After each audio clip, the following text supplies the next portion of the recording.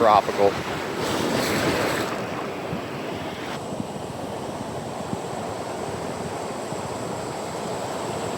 Wow.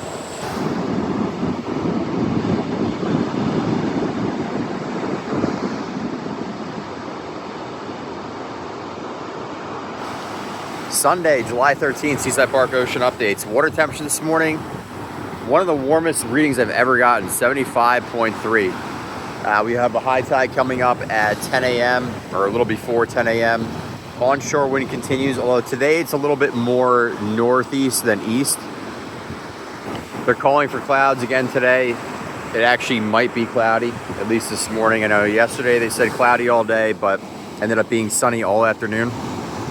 And the waves are looking, it's definitely smaller than yesterday. It's like 1.5 to 2 foot on set.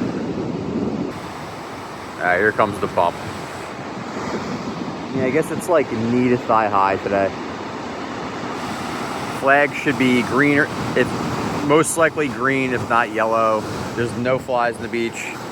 You know, keep an eye on the sky. There's a good chance it'll be sunny later. Anyways, that's the update. Hope everybody has a great Sunday.